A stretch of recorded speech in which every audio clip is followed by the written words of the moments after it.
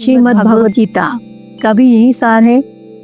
कर्म करो पर होश पूर्वक करो, हर कर्म को ध्यान बनाओ, हर श्वास को एक साधना बनाओ, क्योंकि आपका कर्म जब ध्यान बन जाता है तो जीवन तब बन जाता है। और वहीं से शुरू होती है आत्म हीलिंग। जब सभी कार्य आप जागरूकता से करते हैं, सजगता से करते हैं, तो आपकी सांसें गहरी होने लगती।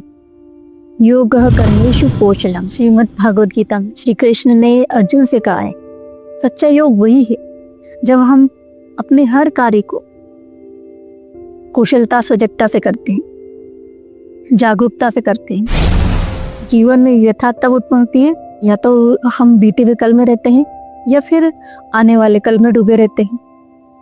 जब हम हर कार्य को पूर्ण जागरूकता से, पूर्ण कुशलता से, सजगता से करते हैं, तो हमारी सांसें गहरी होने लगती हैं, शांत होने लगती हैं।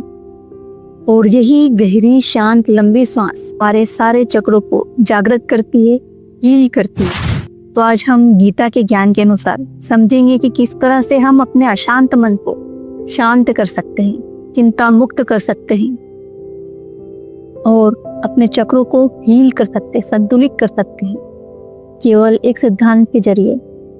और वही सत्य है। भगवान श्री कृष्ण ने युद्ध मैदान में अर्जुन से कहा है, कर्म करो, फल की चिंता मत करो। इसका मतलब है कि अपना पूरा ध्यान वर्तमान की क्रिया पर लगाओ। न कल की चिंता करो, न कल्पना करो, केवल अब में जीना। आज की इस वीडियो में हम गीता के श्लोकों के माध्यम से जानेंगे कि किस तरह से हम अर्जुन की तरह एकाग्र हो सकते हैं, शांत हो सकते हैं और अपने लक्ष्य को पा सकते हैं, अपने चक्रों को हील कर सकते हैं, बैलेंस में ला सकते हैं। तो बिना देरी करे शुरू करते हैं हम। लेकिन शुरू करने से पहले अगर इस यात्रा में आप नए, हमारी इस यात्रा में भाग ले सकते हैं इस चैनल को सब्सक्राइब करके। और अगर आपको हमारे ये वीडियो पसंद आ रहे हैं तो, और ये वीडियो भी पसंद आ रहा है तो इसे लाइक कीजिए और कमेंट बॉक्स में अपने कमेंट द्वारा हमें सुझाव दीजिए। गीता के श्लोक जिसमें कहा गया था, फल की चिंता मत करो, अपने कर्म करो। तो यही तो है सजगता, यही तो है माइंडफुलनेस। जब आप जो भी कर्म कर रहे हैं, वॉक कर रहे हैं तो वॉक कीजिए, हर एक कदम को महसूस कीजिए। जब आप खाना खा रहे हैं तो खाना खाइए, हर एक बाइट को, उस खाने के टेस्ट को महसूस कीजिए। चाहे जो भी कार्य कर रहे हैं हम, उस कार्य को पूर्ण सजगता से, पूर्ण जागरूकता से करें। जब आप किसी से बात कर रहे हैं तो पूरी तरीके से वहीं रहिए, मन से, वचन से, दृष्टि से। गीता में सिखाती कि कर्म बाहरी क्रिया नहीं बल्कि पल में मौजूद होना या आंतरिक स्थिति है। उस पल में मौजूद होना, उपस्थित होना, हर पल की आंतरिक उपस्थिति ही सच्चा कर्म है। अगली बार आप जो भी काम कर रहे हैं तो आप उस बात पे गौर कीजिए। चाहे जो भी कार्य कर रहे हैं, घर का कार्य कर रहे हैं, बाहर का कार्य कर रहे हैं, पौधों को पानी दे रहे, तो पूर्णतः उस कार्य में डूबे रहिए। आप ट्रैवलिंग कर रहे हैं तो उस हर एक पल को महसूस कीजिए। तो जो भी आप कार्य कर रहे हैं, जहां भी है आप, उस पल में मौजूद रहिए, उस पल को महसूस कीजिए, उस कार्य को महसूस कीजिए।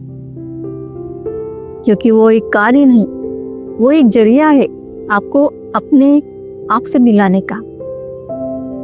हम हर कार्य को एक टास्क समझ के उसे पूर्ण करके जैसे जैसे पूर्ण करना चाहते हैं, यहाँ तक कि हम खाना भी ढंग से नहीं खाते, वो भी एक टास्क रहता है हमारा, हमारे शरीर की रिक्वायरमेंट को पूरा करना है। तो इस तरह से हम अपने आप से कभी नहीं मिल पाएंगे, क्योंकि हम उस पल में मौजूद ही नहीं है। हर एक पल में हम मौजूद ही नहीं है। हम अपना अस्तित्व खुद ही बंद करके बैठे हैं, अपने आप से मिलने का दरवाजा खुद ही बंद करके बैठे हैं। माइंडफुलनेस कोई विशेष साधना नहीं है, ये तो जीवन जीने की कला है। तो अगली बार आप जो भी कार्य कर रहे हैं तो अपने आप से पूछिए, क्या मैं इस पल में उपस्थित हूँ, इस कार्य में पूर्णतः उपस्थित हूँ। हर काम को प्रभु अर्पण समर्पित करिए, ध्यान पूर्वक करिए। और श्री कृष्ण भी यही संदेश देते हैं, हर कर्म को पूरी चेतना और प्रेम से करो, पल की चिंता छोड़ दो, बस यही है योग कर्मेषु कौशलम। तो अब आते हैं हम सौर विज्ञान से किस तरह संबंधित हैं। तो आप ही सोचिए, आप जब किसी कार्य को पूर्ण रूप से शांत किए, उस कार्य को मौजूद होके कर, और आप खुद देखेंगे उस पल में जब आप मौजूद होंगे उस कार्य को करते हुए, अपनी सांसों को महसूस कीजिए। पूर्ण रूप से गहरी डीप सांस चलने लगेगी। किसी भी कार्य को बिना जल्दबाजी भागदौड़ के करेंगे तो गहरी सांसें स्वतः ही चलने लगेंगी। और जब आप हर कार्य को इस तरह से करेंगे, दिन भर हर कार्य को करेंगे, तो श्वासों में कितना सुधार होगा। और जब आपकी सांसें सुधरेगी, डीप होगी, गहरी होगी, तो आपके अंदर जो प्राणिक ऊर्जा है, जो जिसे ब्रह्मांडी ऊर्जा कहा जाता है, वो आपके अंदर प्रवेश होने लगेगी और आपकी ऊर्जा का स्तर बढ़ने लगेगा। और जब आपकी ऊर्जा का स्तर, एनर्जी लेवल बढ़ने लगेगा, तो आपके जो चक्र हैं, जो असंतुलित हैं, वो स्वतः ही संतुलित होने लगेंगे, बैलेंस में होने लगेंगे। इस तरह से आपकी हीलिंग शुरू हो जाएगी। गहरी सांस से आपकी जो भी आपकी बीमारियां हैं, वो बीमारियों, कॉस्मिक एनर्जी उस ब्लॉकेज को दूर करेगी। वो बीमारियां वो आपके शरीर के अंदर ब्लॉकेज है, उसके कारण ही हो रही, तो उस ब्लॉकेज को दूर करेगी। आप हर पल में रहेंगे, खुशी से रहने लगेंगे, खुशी को हर पल महसूस करेंगे। वो कोई बाहरी स्थिति नहीं होगी, आंतरिक स्थिति होगी। तो आपके जीवन में बहुत परिवर्तन होगा। और ये गहरी सांस हमारे अंदर की ऊर्जा को, चक्रों को सक्रिय करना शुरू कर देती है। जब हम कोई भी कार्य पूर्ण रूप से उपस्थित होकर करते हैं, माइंडफुलनेस में कहते हैं, सजगता से करते हैं, जागरूकता से करते हैं, प्रेम से करते हैं, तो हमारा मूलाधार चक्र स्थिरता पाता है। स्वादिष्टान चक्र में रचनात्मक ऊर्जा प्रभावित होती है। मणिपुर चक्र में आत्मबल जगता है और अनाहत चक्र से करुणा खुलती है।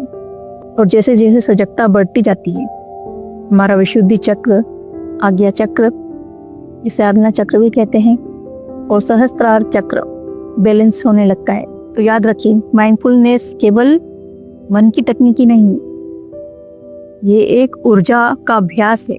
आप कोई भी कार्य पूरी सजगता से कर रहे होते हैं, तो अपने ही शरीर को, अपनी आत्मा को हील कर रहे होते हो। श्रीमद् भगवद गीता का भी यही सार है, कर्म करो पर होश पूर्वक करो, हर कर्म को ध्यान बनाओ, हर श्वास को एक साधना बनाओ।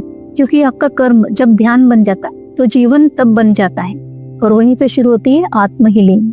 जब सभी कार्य आप जागरूकता से करते हैं, सजगता से करते हैं, तो आपकी सांसें गहरी होने लगती, शांत होने लगती, शीतल होने लगती। गहरी सांसें हमारे स्वयं की हीलिंग तो करता है, चक्रों को हीलिंग भी करता है, साथ ही में हमारे स्वर भी सधने लगते हैं।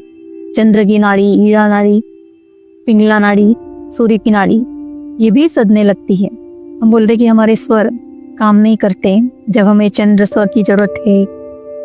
जब चंद्र नाड़ी चलना चाहिए, ईड़ा नाड़ी चलना चाहिए, तब सूर्य की नाड़ी चल रही है। पिंगला नाड़ी चलना चाहिए तो चंद्र की नाड़ी चल रही है। तो सारे कार्य हमारे उलट पुलट क्यों होते हैं? उस समय अपने स्वर को महसूस कीजिए, कितने उखड़े हुए स्वर रहते हैं आपके। जब आप उखड़े हुए स्वर रहते हैं, आप किसी काम में मौजूद नहीं रहते हैं। काम को करने की शीघ्रता, उसे निपटाने की शीघ्रता, तो हमारी सांसें भी उसी तरह से चलने लगती है। तो माइंडफुलनेस में बहना भी एक स्वर शुद्धि है।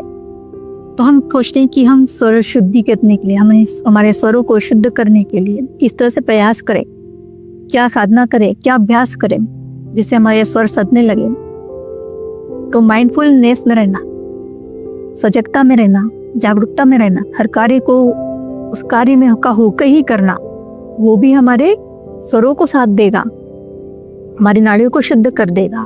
आपने कभी महसूस किया है कि कभी आप कोई कार्य कर रहे हैं, पूरी तन्मयता से कर रहे हैं, जैसे ध्यान से खाना बना रहे हैं, गार्डनिंग कर रहे हैं, या जो भी कार्य कर रहे हैं तन्मयता से कर रहे हैं, तब आपके दोनों नासिका छिद्रों से श्वास बराबर रूप से बहती है।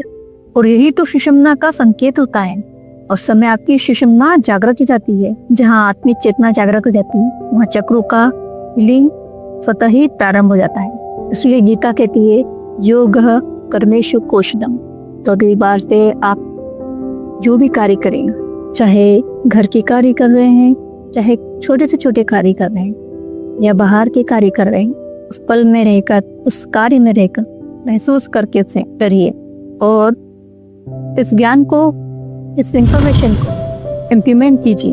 महसूस कीजिए अपनी सांसों को, पूर्णतः गहरी होने लगी सांस। ये केवल एक ज्ञान नहीं है, इंफॉर्मेशन नहीं है, ये अनुभव है। तो इस अनुभव को आप भी इम्प्लीमेंट कीजिए और अपना अनुभव बनाइए और देखिए आपकी नाड़ियाँ किस तरह से शुद्ध होने लग, आपके शरीर की बीमारियाँ, आपकी मन की बीमारियाँ कैसे धीरे धीरे छूमंतर होने लगती।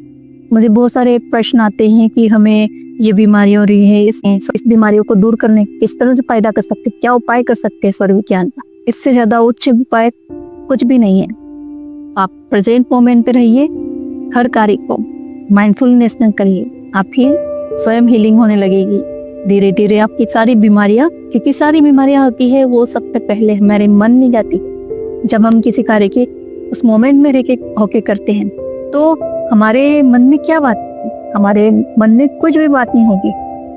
और जब मन हमारा शुद्ध होगा तो हमारी आत्मा शुद्ध होगी, हमारा शरीर शुद्ध होगा। तो यही उत्तर देना चाहूंगी मैं सभी व्यूअर्स को जिन्होंने मुझसे प्रश्न पूछते रहते हैं कि हमारी इस बीमारी में किस तरह से स्वर विज्ञान उपयोगी हो सकता है।